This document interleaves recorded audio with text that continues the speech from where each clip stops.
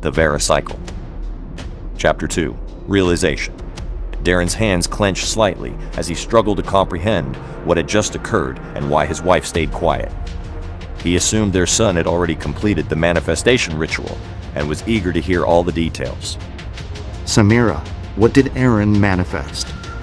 Her fingers gently curled around his, as if to provide comfort and support to both of them. I'm sorry. I don't know. Daren's frown reflected confusion, overshadowing the urgency that had driven him home.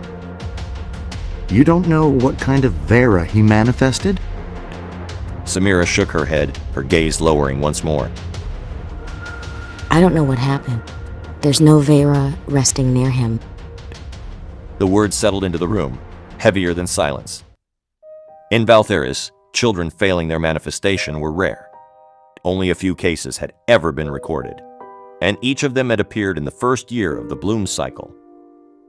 It was a pattern no one fully understood, but no one ignored. The land itself moved in cycles.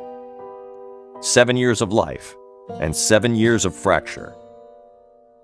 The first 7 years were known as the bloom cycle, a time when the bond between binder and Veyra came easily, when children awakened their beasts and spent their days learning to shape them, refine them, and, for the rare few, master them.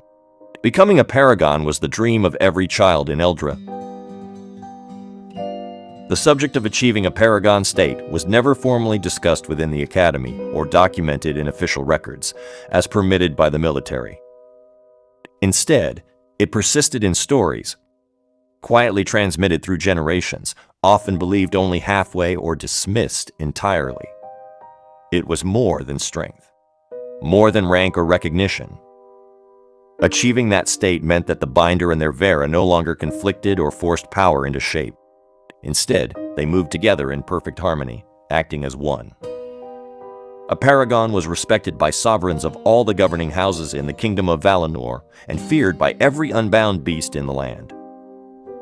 Achieving the paragon state was a feat so rare that most believed it belonged only to legend. From the moment a child's Veyra was first formed, their journey was set in motion. Mornings were spent in open fields to learn calling and strengthen bonds. Afternoons echoed with repetition, movement, control, discipline, until instinct and command merged. Evenings were spent sharing stories from those who had faced the unbinding cycle and survived. The children listened closely.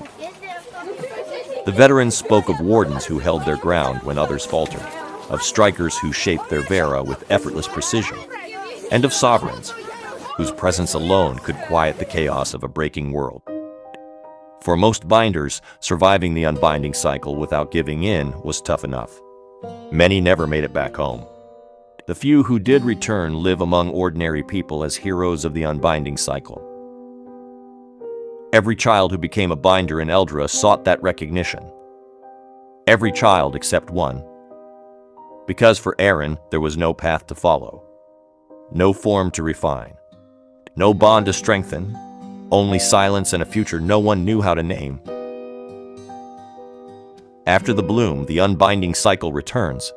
It's a period when those same bonds began to weaken, when control faltered, and the unbound beasts grew stronger, feeding off the cycle's chaos energy.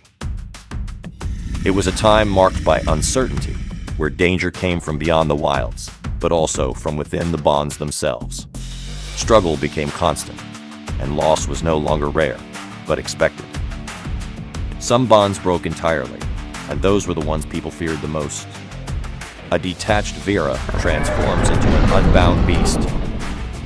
These manifested beasts had severed from their binders, no longer guided or restrained. Creatures driven by instinct and hunger, shaped by the very power that had once given them form. A Veyra wasn't simply summoned. It is part of a child's soul and requires the care and nourishment of its binder. When a child manifests their Veyra, it begins to feed from the binder's mana, just enough to take shape, enough to exist. But if that balance failed, if the Veyra consumed more mana from its binder than it could hold, the Veyra does not fade. It breaks free. That thought settled heavily in Daren's mind. because it offered the only explanation he could accept. Aeron's Veyra had formed, and then detached the moment it came into existence. Daren rose abruptly and moved toward the back of the house, carrying a worry that hadn't been there before. He reached his son's door and pushed it open without hesitation. The room was silent. Aeron lay on his bed, exactly where Samira had left him, his breathing slow and steady, lost in the deep sleep that followed manifestation. And above him, a faint mist hovered over the boy's body, thin and weightless, barely visible unless one looked directly at it. It drifted slowly, not rising, not falling, as though it had no direction to follow. Daren frowned. It wasn't right. Typically, once the manifestation is complete, the Veyra will seek its binder's warmth, much like a newborn seeking its mother. Daren stepped closer, his attention already shifting past the strange mist, dismissing it as nothing more than residue. Leftover mana, perhaps, something that had yet to fully disperse. What mattered was finding the Veyra. Daren wasn't going to give up. Blankets were pulled aside, pillows lifted and tossed. Books shifted, their pages rustling as he searched beneath them, around them, through every corner where a newly formed Veyra might rest. Under the bed, behind the chest, near the window. But Daren couldn't find anything. He sighed, then stopped. The room remained quiet, unchanged, and still. There was no Veyra. Next, on the Veyra cycle, Daren still refuses to accept that his son, Aeron, failed to manifest a Veyra. Stay tuned for Chapter 3, Worry.